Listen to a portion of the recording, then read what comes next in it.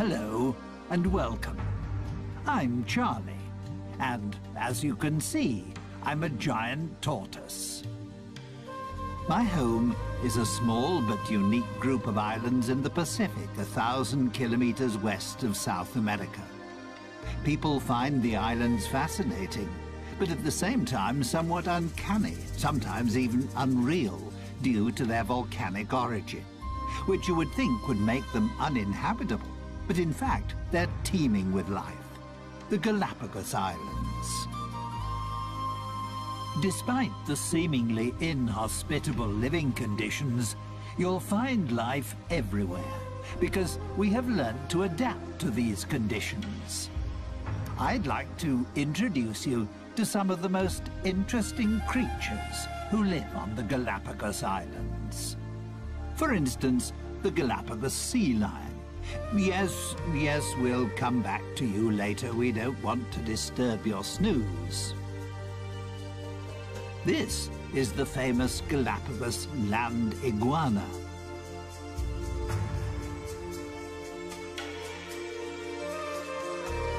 And here, its even more special relation, the marine iguana.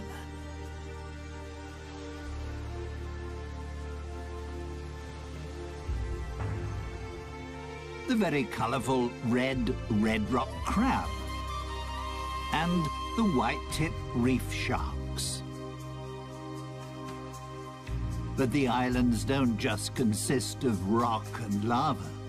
Thanks to the rainy season, numerous plants thrive here, providing a habitat for other creatures. For example, the brown pelican.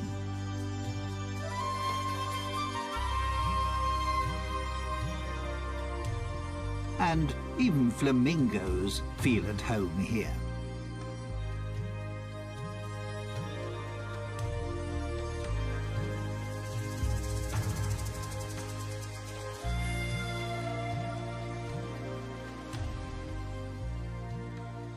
The Spanish, who, incidentally, by chance, discovered the islands in 1535, named them after me.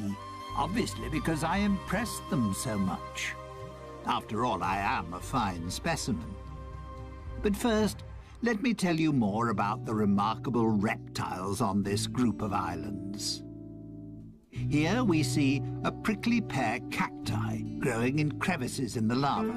They provide food for the yellow land iguana.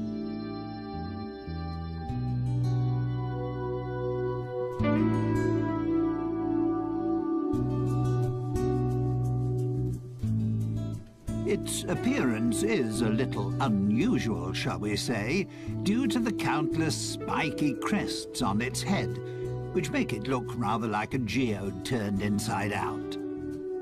The fact that the female land iguana uses the hot volcanic sand to hatch the clutch of 3 to 12 eggs she has laid is the reason why land iguanas are mainly found on Fernandina. It's the most westerly and youngest island of the archipelago. It lies directly above the volcanic hotspot, which was responsible for the creation of the group of islands.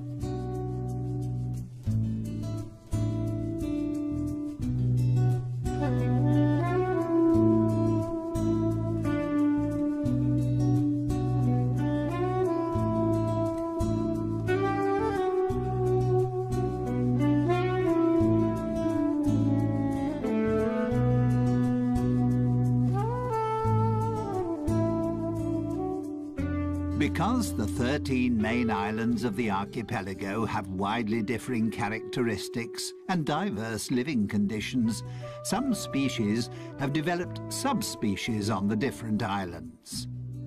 That's why, apart from the ordinary land iguana, you'll also find the Santa Fe iguana, which has an even stronger yellow coloring and a more spiky appearance. And then there's the Rosada iguana, which has a distinct pink shade.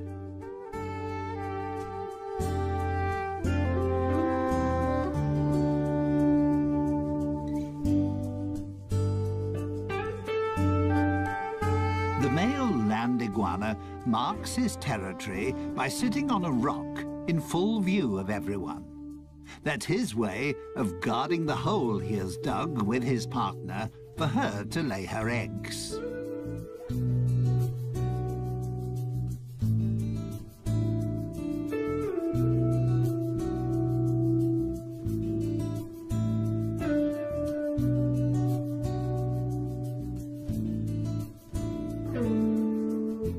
This is a relation of the land iguana, the marine iguana. The marine iguana is only to be found on the Galapagos Islands and is the only extant marine iguana species. It prefers to live along the coastline because that's where it finds its food.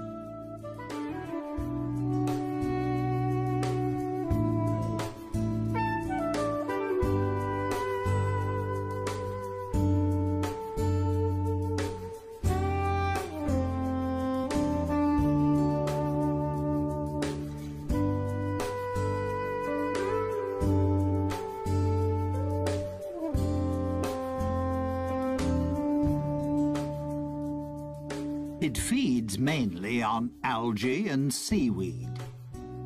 The excess salt it takes in when feeding is excreted through special salt glands in its nostrils.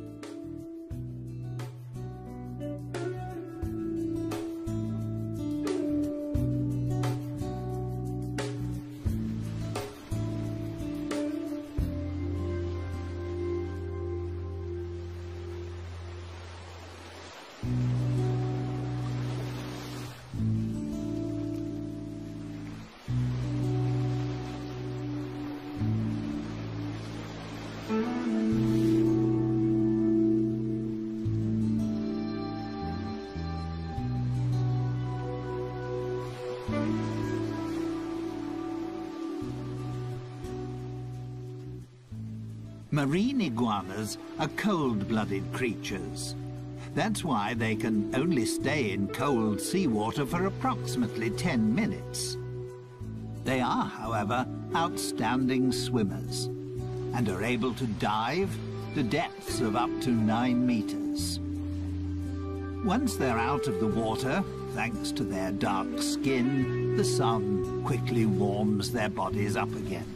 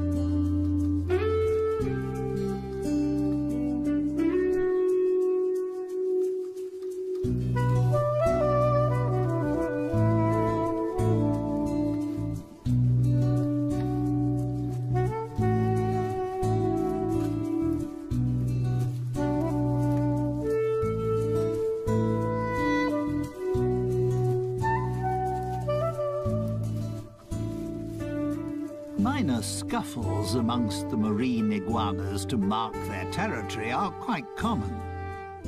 The main problem for them is the Galapagos hawk. Marine iguanas are the prey of choice when the hawk is feeding its young. And that just happens to coincide with the time when the marine iguanas retire inland to lay their eggs, making them an easy prey for the hawks.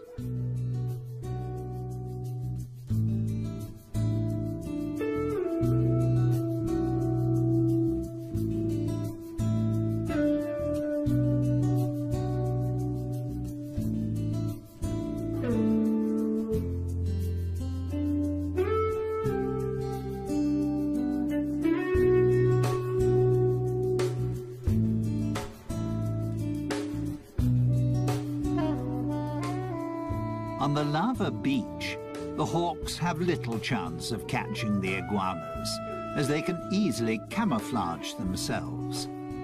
Due to their grey skin and dragon-like appearance, they're hard to distinguish amongst the rocks.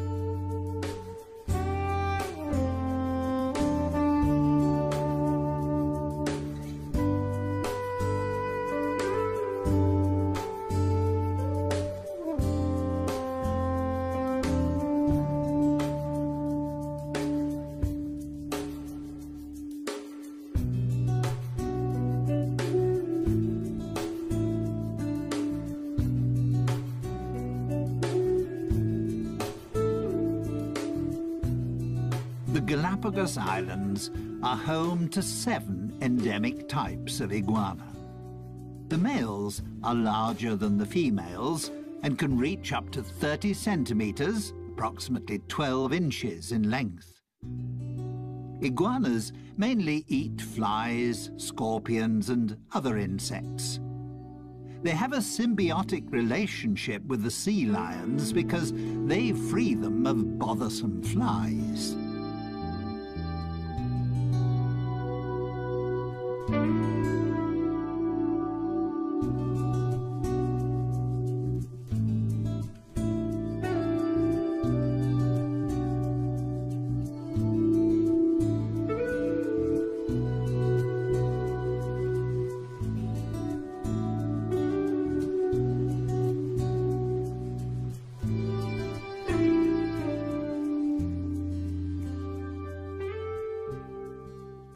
That was all quite impressive, wasn't it?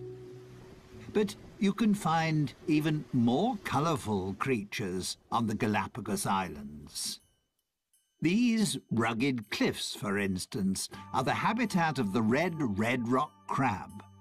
This agile and inquisitive crab prefers to be in the surf, but doesn't like splashing water.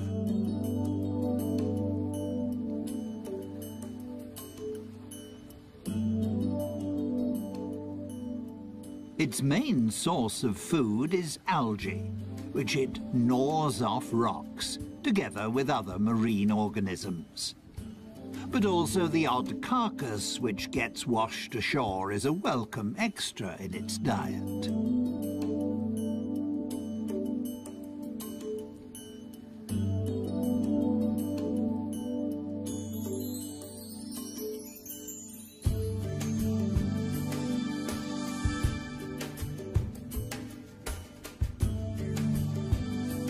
The red rock crab is extremely agile and can move in any direction extremely quickly, which means it can easily escape an attack by seabirds and conceal itself between the rocky crags.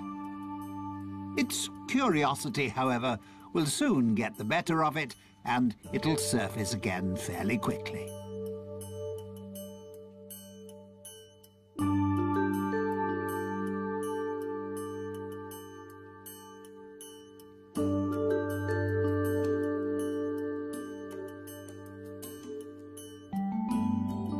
Young crabs have a black colouring, while more mature crabs have a brownish or reddish colouring.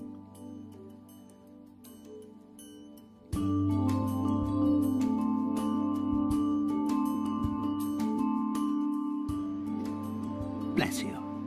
Probably the food was a little too salty. Ah, there we have a friend who is spending his winter holidays with us.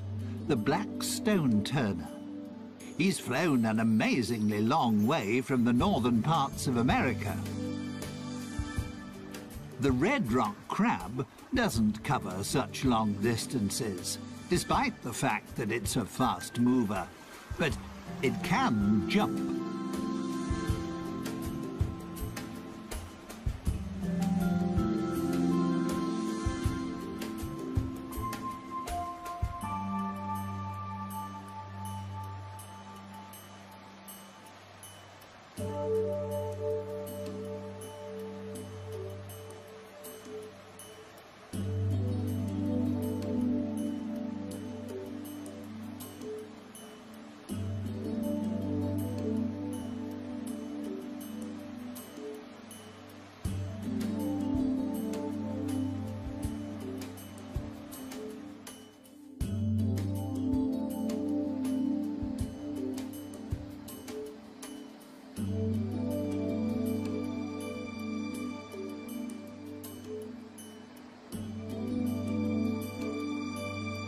The name red rock crab doesn't mean that nature has decided that all the crabs must be this colour. For instance, there are also yellow, pink and white examples. And this black one is perfectly camouflaged on the lava rocks.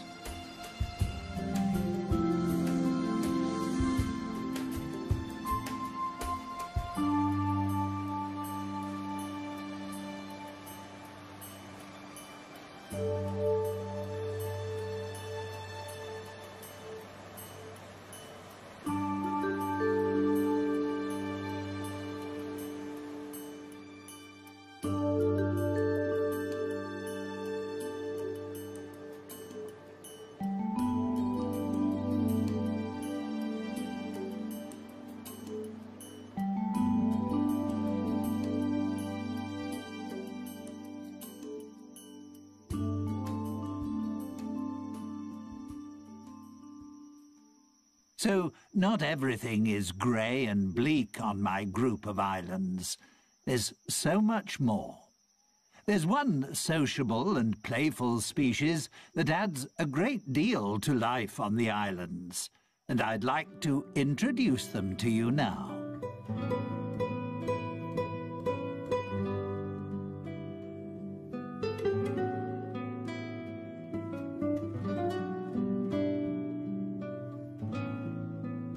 The Galapagos sea lions. You'll find them on virtually all the islands of the archipelago, just like their smaller relations, the Galapagos fur seals. Although they enjoy spending most of their time in water, you can frequently find them on land. To protect themselves against too much sun, they seek out the shade in natural caves or under cliffs. They cool down in tidal pools or in the sea. One of the favourite spots of the Galapagos sea lion is the leeward northern shore of the oldest and most southerly island, Hispaniola.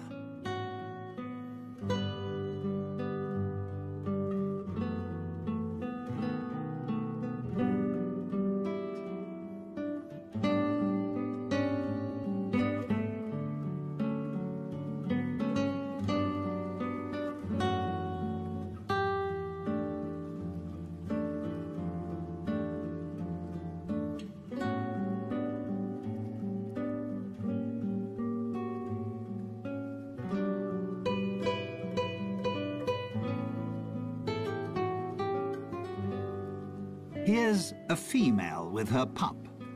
The relationship between the two is extremely close. Not surprising after a gestation period of 12 months. And she will continue to breastfeed it for another few months. A sea lion pup only becomes fully independent after 3 to 4 years. That's how long it takes for the females to reach sexual maturity.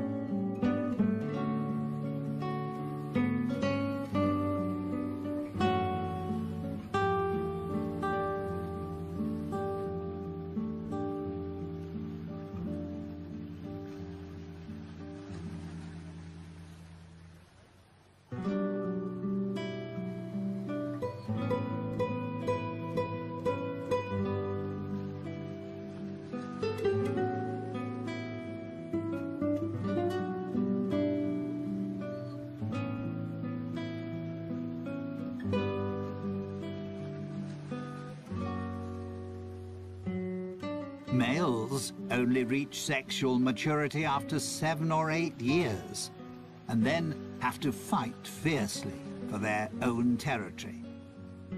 This also makes them more aggressive and short-tempered than the more playful females.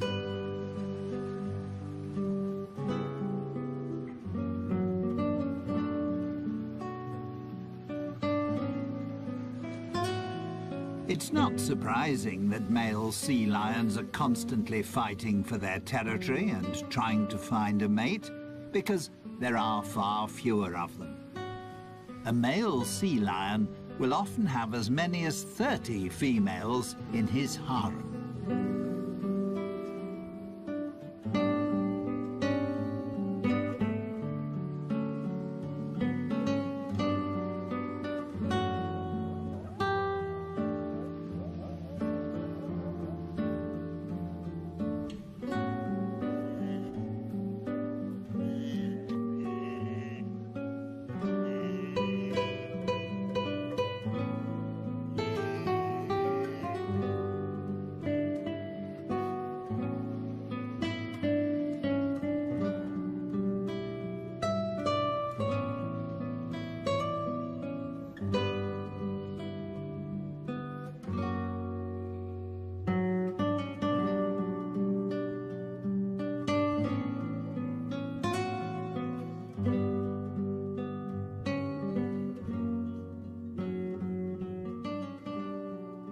Sea lions don't always have beautiful, dense, dark brown fur. Pups only lose their baby fur after about 4 months. Initially, they also can't swim. They learn to swim, together with other pups, in calm bays. Only when they can swim properly do they follow their mothers out to sea. The young animals play with one another, while their mothers hunt for fish. They won't hunt for food on their own until they're a couple of years old.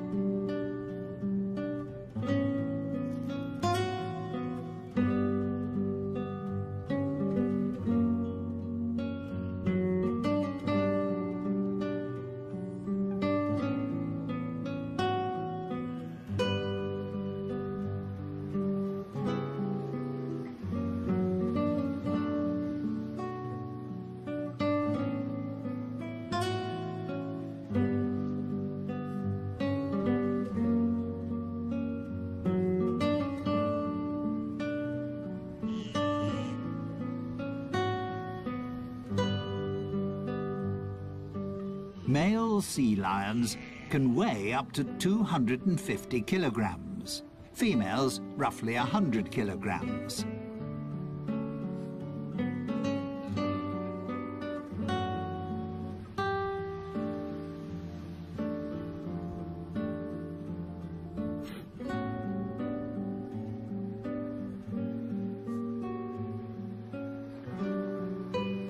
There are between 20 and 50,000 of them on the Galapagos Islands.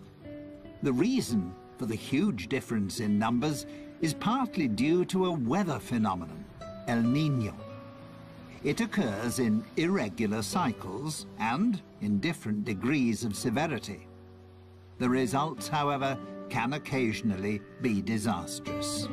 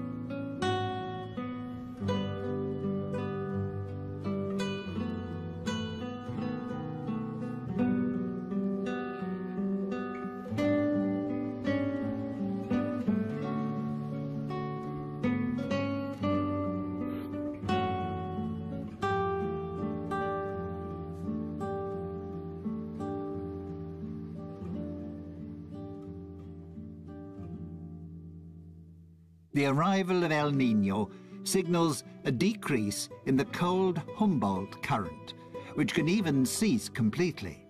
The temperature of the seawater rises, causing plankton and small fish to die. This disrupts the food chain, because seabirds and fish can't find sufficient food. Their only chance is to leave the area if they want to escape their sad fate. The situation can prove fatal for seals, as they no longer find any food, and many starve to death.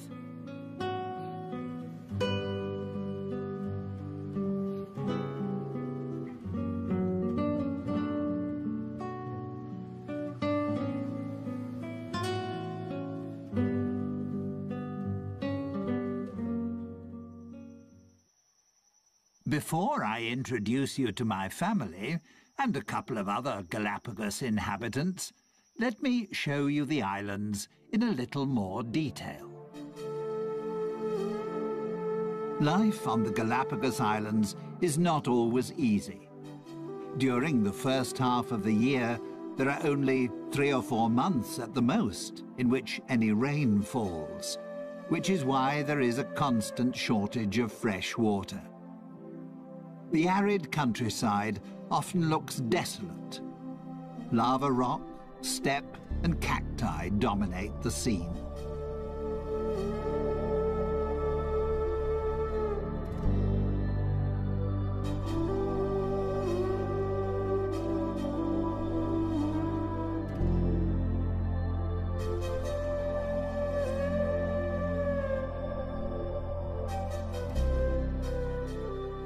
The Galapagos Islands are of volcanic origin. They're the tips of a huge range of volcanoes, a hotspot which is still active. 6 volcanoes erupt on a regular basis. The archipelago is the region with the world's greatest volcanic activity.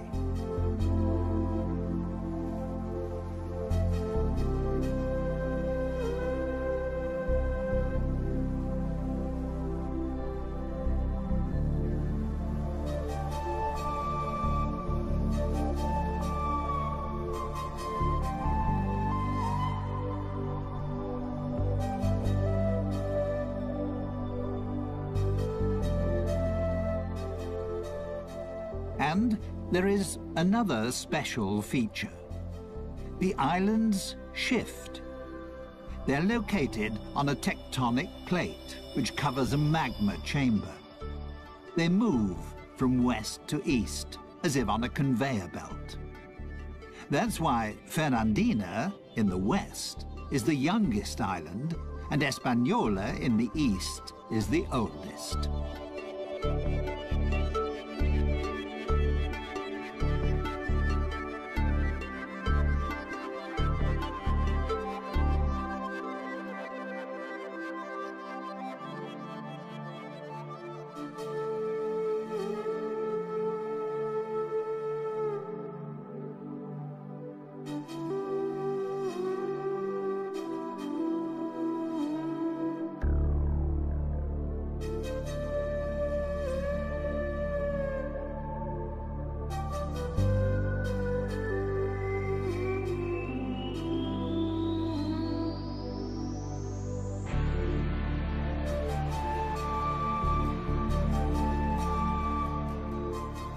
Once the rainy season starts, the islands burst into life.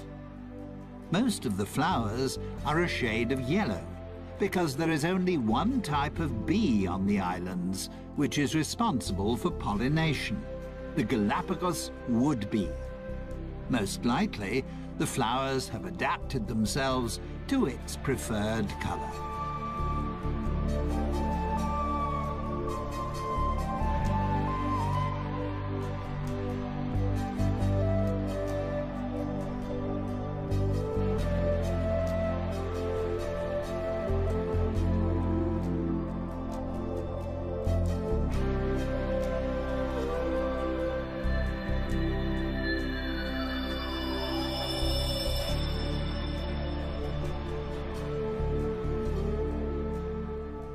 These are prickly pear cacti. They are propagated by the Galapagos rat, which feeds on their seeds. The hard shell of the seeds is crushed during digestion, and after being excreted, the seeds start to germinate. These extremely hardy plants store nutrients that provide food for other creatures. The iguanas certainly have no fear of their thorns, and also for my fellow tortoises, they provide a welcome change to grass.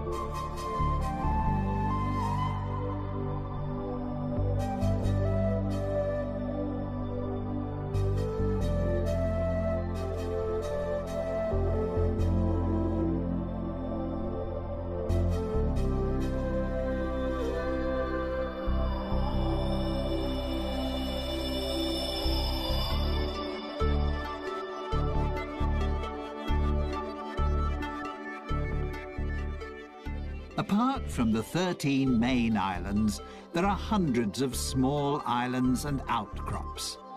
Some of them are several hundred meters high and provide breeding grounds for the numerous seabirds.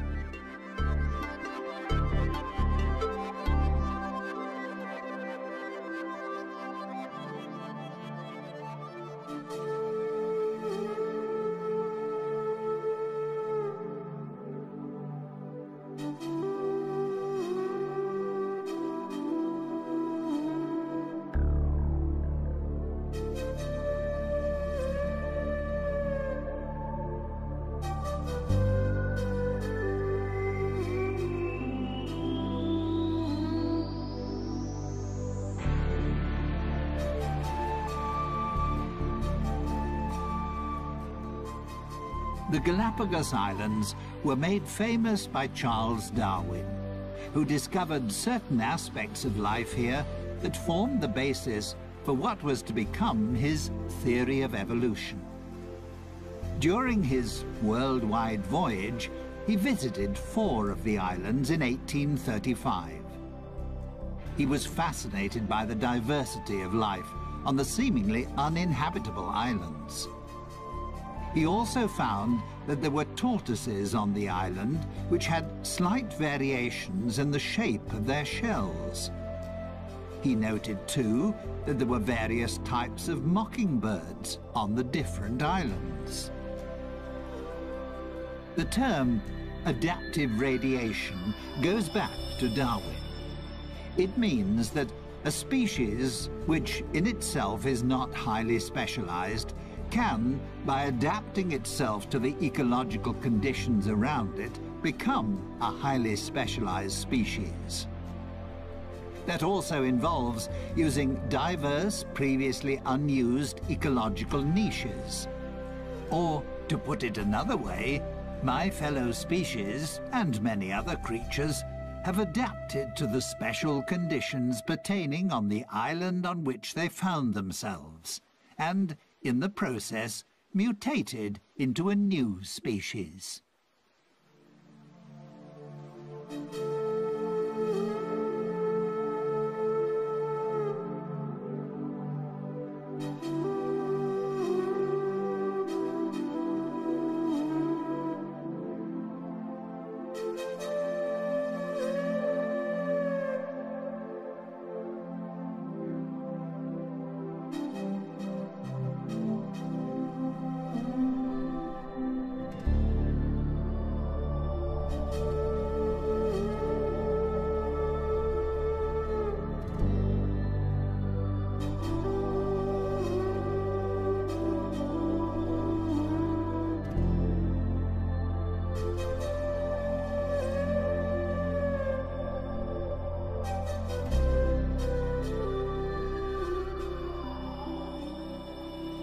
A gathering of white-tip reef sharks. They can be recognized easily by their white-tipped dorsal fin and tail. At the moment, they're resting after hunting for fish, crustacea, and cephalopods. Come nighttime, they'll become active again.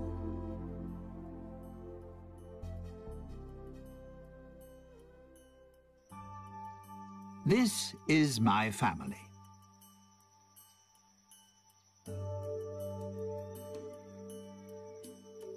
We giant tortoises are the largest of our fellow species living in the world today. We can weigh up to 300 kilograms and live for up to 150 years.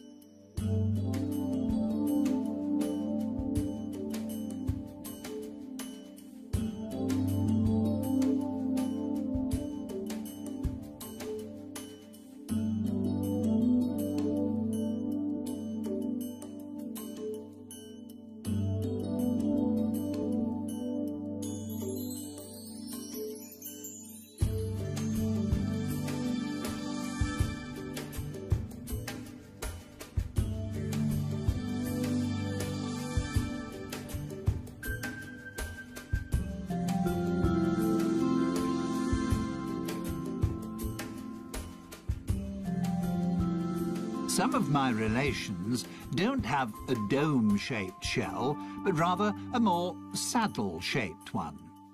The front end is bowed upwards. That's particularly useful when you need to raise your head up to reach taller plants. Most of my relations on the eastern islands have saddle-shaped shells because the plants there grow considerably higher.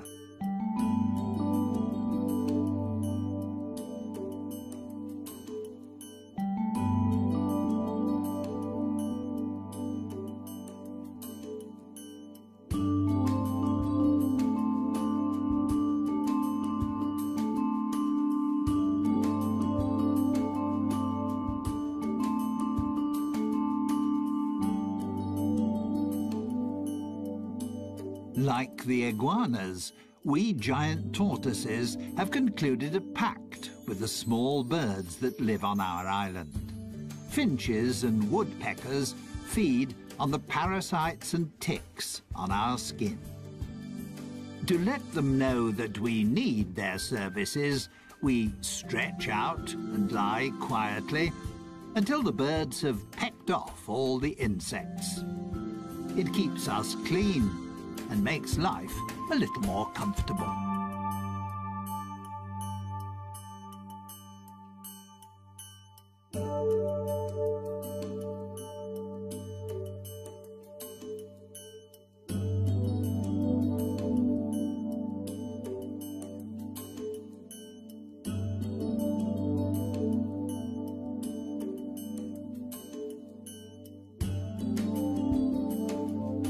Our diet consists of grass, herbs, climbing plants, and berries. If our shells allow it, and we can stretch far enough, we also enjoy the juicy fruit of the prickly pear cacti.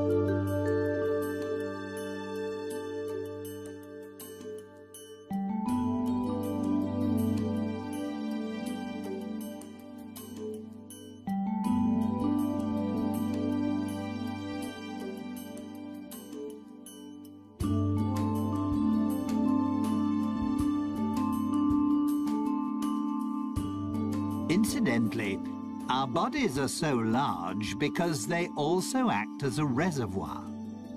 We can store enough fat to last a year without food. And we can even manage without water for several months. We're very frugal. On this archipelago, that's sometimes an absolute necessity. With the possibility of a volcanic eruption at any time, or if El Niño returns, it's a good idea to have a little in reserve.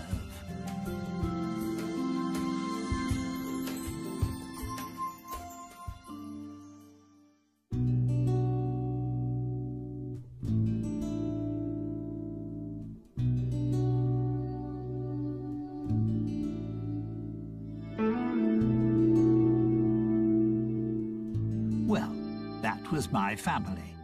They're nice, aren't they? Finally, I'd like to introduce you to some feathered inhabitants of the islands. They're as colourful as they are talkative.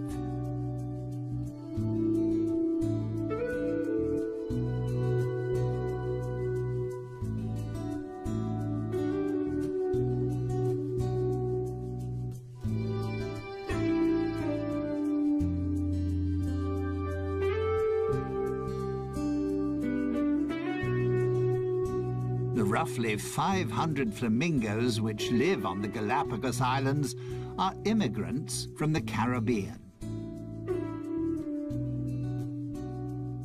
You also wouldn't really expect to find ducks on the islands. But there are several thousand white-cheeked pintails here, and they feel just as at home as the flamingos.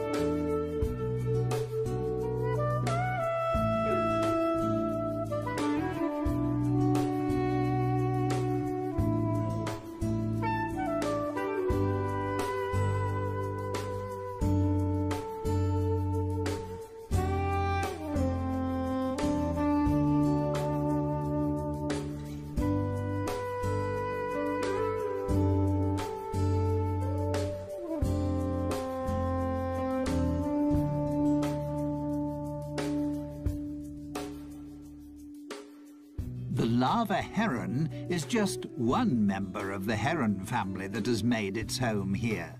They feed off the plentiful supply of fish, just like the brown pelicans, one of which is just cleaning his plumage.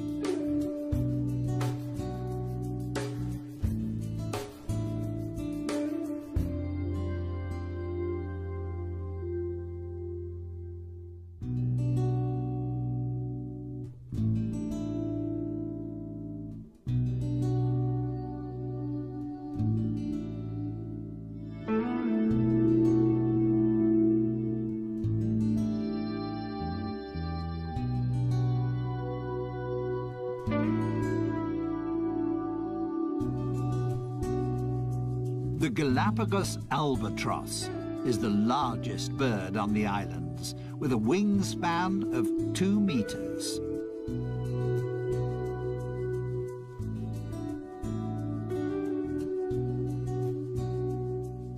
Some 12,000 couples breed on Hispaniola, virtually the whole world population.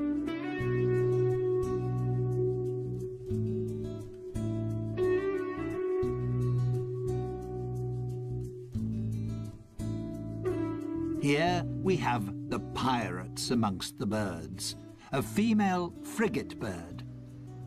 Frigate birds attack other birds and try to snatch away their food. The male frigate birds are famous for their mating habits. To impress the females, they blow up their red throat pouch.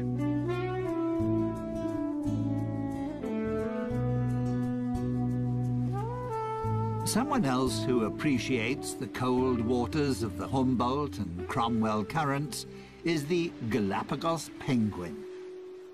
Due to various environmental influences, such as El Niño, as well as numerous natural enemies, like the sea lions and Galapagos hawk, they are now an endangered species.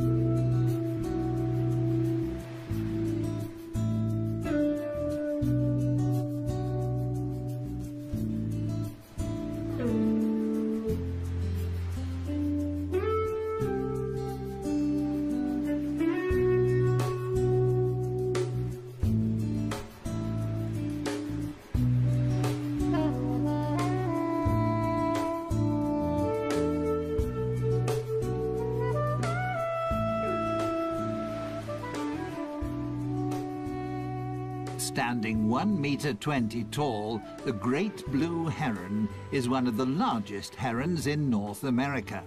However, it's just as much at home in Central America as it is here.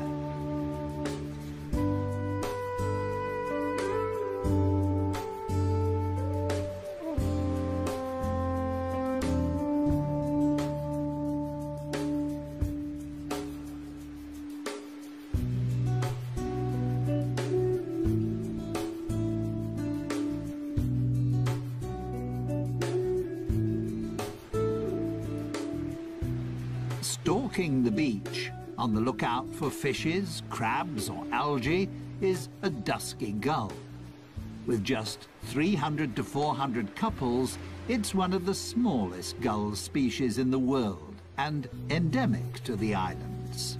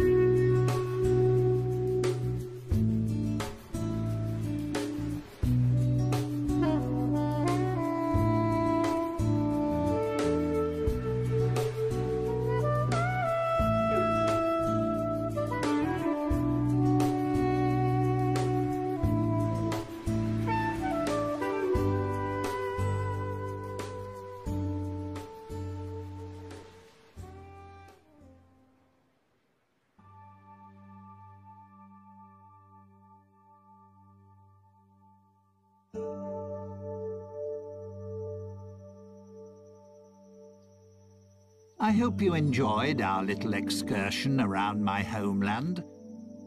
Time for me to be getting back to my family. And time to thank you for your visit. And to say goodbye.